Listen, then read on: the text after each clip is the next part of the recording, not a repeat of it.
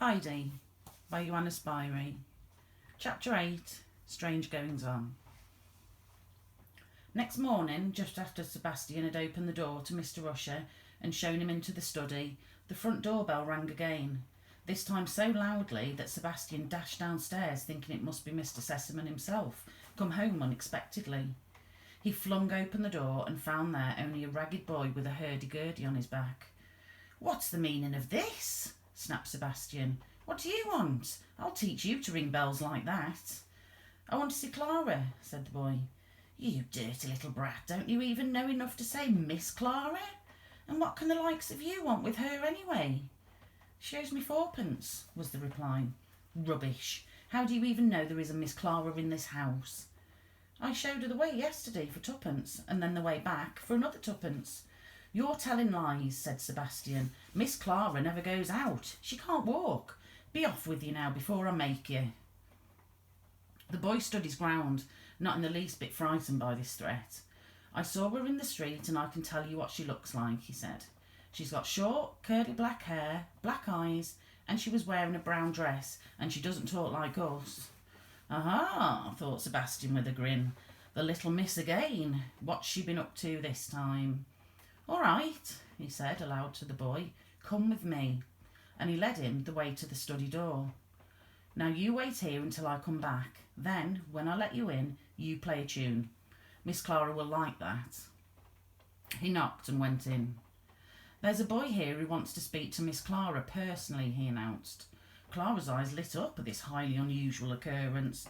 "Bring him in at once," she said. "He can come, can't he, Mr. Usher?" The boy was in fact already in the room and began to turn the handle of his organ. Miss Rottenmere had gone to the dining room to avoid having to listen to a child learning the alphabet.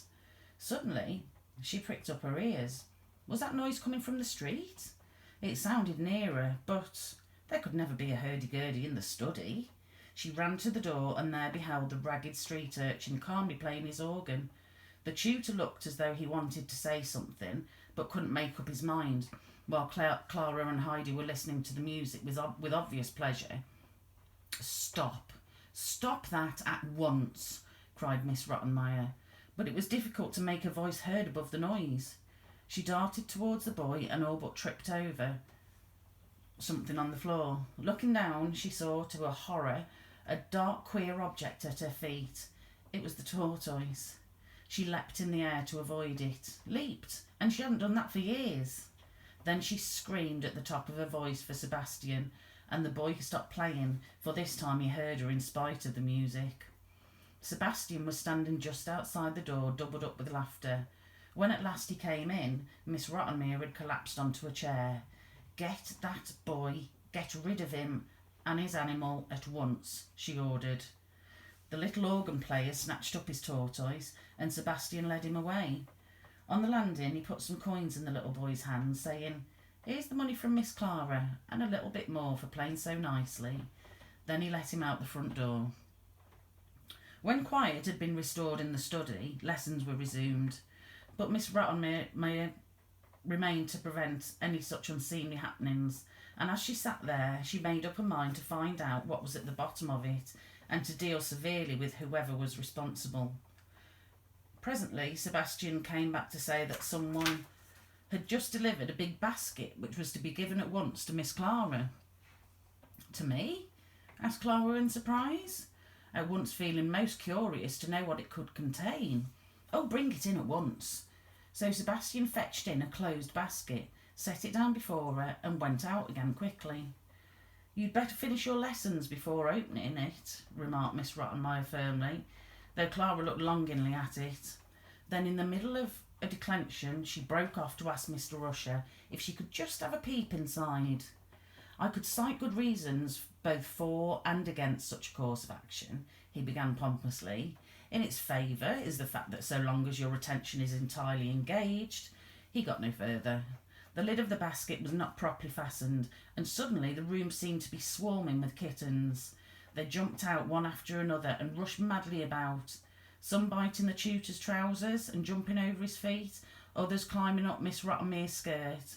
One scrambled onto Clara's chair, meowing and scratching as it came. The whole room was an uproar, and Clara was delighted. "Oh, aren't they pretty little things? Just look at them jumping about," she exclaimed to Heidi, who was chasing after them from one end of the room to the other. Mr. Rusher was standing by the table, trying vainly to shake the kittens off his legs. Miss Rottenmeier, disliking all cats as she did, only found her voice again after an interval, and then loudly called for Sebastian and Tinette.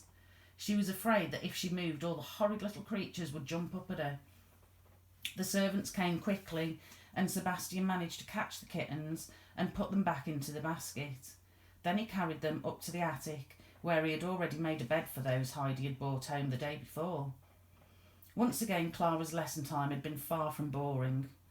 That evening, when Miss Rottenmeier had recovered a little bit from the morning's disturbance, she summoned Sebastian and Tinette to the study to question them about what had happened.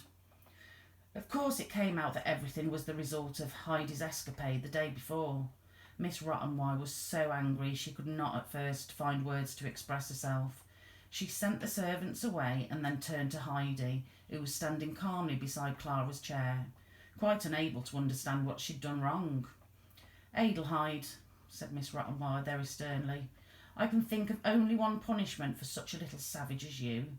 Perhaps a spell in the dark cellar among the bats, and the rats will tame you and stop you having any more ideas." Heidi was very surprised at Miss Rottenmeier's idea of punishment. The only place she knew as a cellar was the little shed in which her grandfather kept their supplies of cheese and milk, and where she had always been glad to go. And she'd never ever seen bats or rats. Clara, however, protested loudly. "Oh, Miss Rottenmeier, will Papa wait till Papa comes home? He'll be here quite soon, and I'll tell him everything, and he'll decide what's to be done with Heidi." Miss Rottenmeier could make no objection to this, and besides, Clara must never be crossed. "Very well, Clara," she said stiffly, "but I also shall speak to your father." With that, she left the room. The next few days passed uneventfully, but Miss Rottenmeier's nerves remained on edge. The sight of Heidi kept reminding her how she'd been deceived over the child's age, and how she had so upset the household that it seemed as though things would never be the same again. Clara, on the other hand, was very cheerful and no longer found her lessons dull. Heidi always managed to provide some amusement. For one thing, she invariably got the letters of the alphabet so muddled up it seemed as though she would never learn them, and when Mr. Rusher tried to make things easier for her by comparing letters to familiar objects, such as a horn or a beak, she thought of the goats at home or the hawk on the mountain, and that did not help her at all with the lesson. In the evenings, Heidi used to tell Clara about her life in the hut, but it made her feel so homesick that she often ended by exclaiming, "Oh, I must go home again, I must go tomorrow." Clara tried to comfort her then by saying, "Stay at least until Papa arrives, and then we'll see what happens." Heidi seemed to cheer up at that, but secretly she was consoling herself with the thought that every day she stayed meant 2 more white rolls for Peter's granny. She'd been putting them in the pockets at dinner and supper regularly since the day of her arrival, and now had quite a pile hidden away. She wouldn't eat a single one herself, because she knew how much Granny would enjoy them instead of her usual hard black bread. After dinner, Heidi always sat alone in her room for a time. She had been made to realise that she simply could not run out of doors in Frankfurt as she had done so at home, so she never tried again. Miss Rottenmeier had forbidden her to talk to Sebastian, and would never have dreamed of starting a conversation with Tinette. Indeed, she avoided her as much as possible, for Tinette either spoke to her in a most disdainful way or mimicked her, and Heidi knew quite well that she was being made fun of. So she had plenty of time every day to think how the snow would have melted on the mountain, and of how beautiful it would be at home with the sun shining on the grass and the flowery slopes and over the valley below. She felt so homesick she could hardly believe it.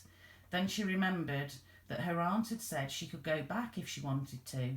So one afternoon she wrapped up the rolls in her big red scarf, put on her old straw hat, and went downstairs. But she had only got as far as the front door when she ran straight into Mrs. Rottenmeier, returning from an outing. That forbidding person stared at Heidi in amazement, and her sharp eyes came to rest on the red bundle.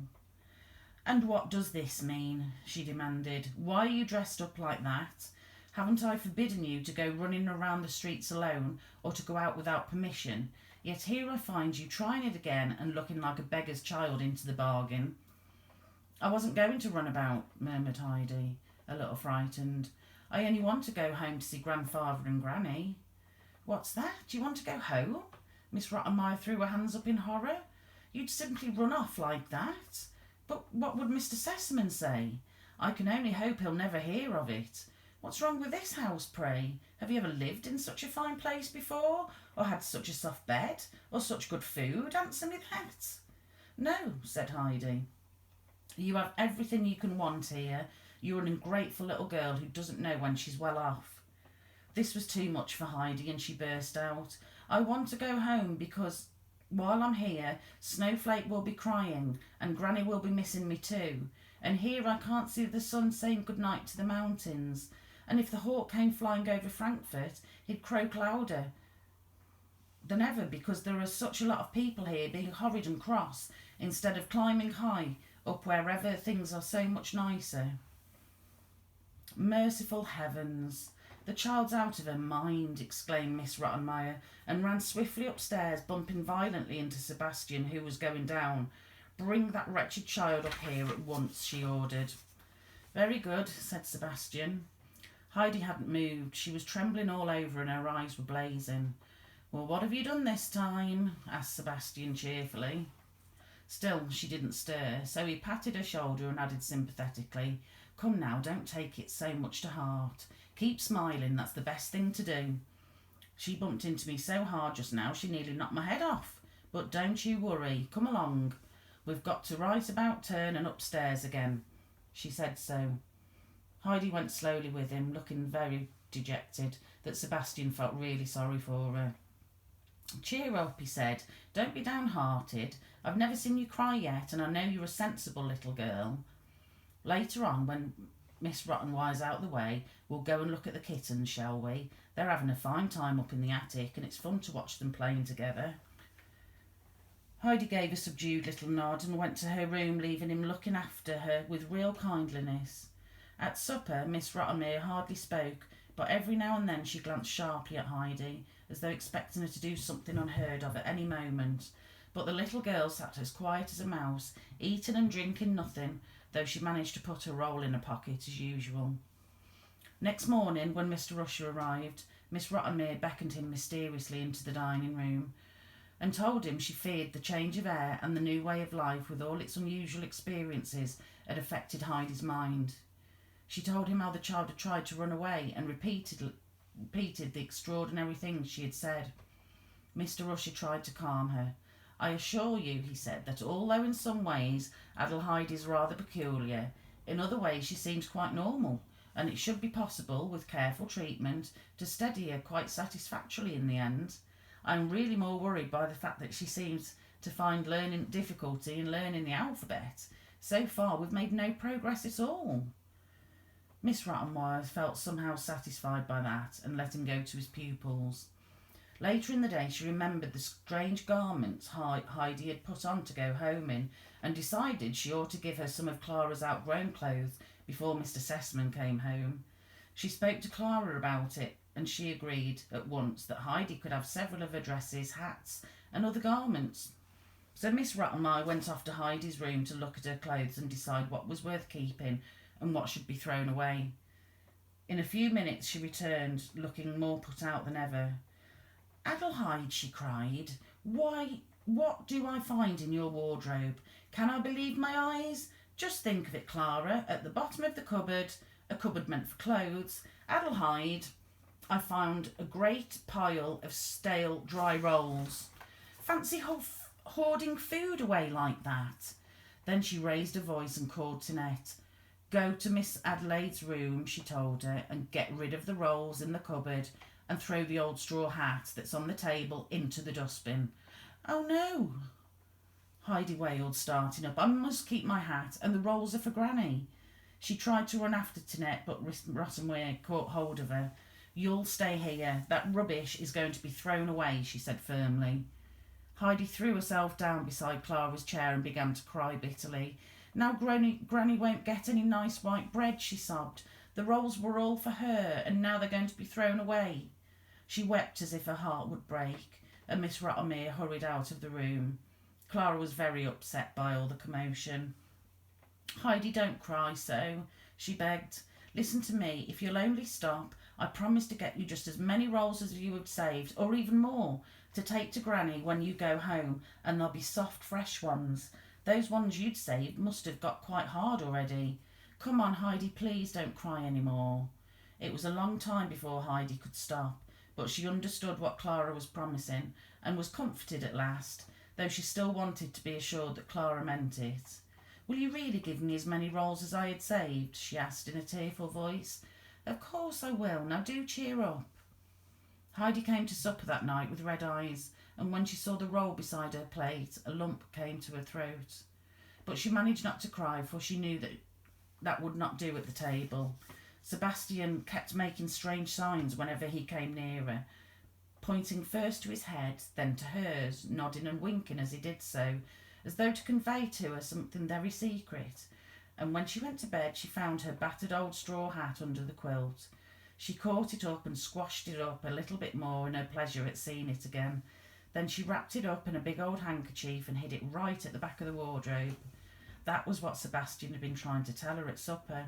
He had heard what Tinette had been told to do, and had heard Heidi's despairing cry, so he had gone after the girl and waited till she came out of Heidi's room carrying the hoard of rolls with the hat perched on top of them.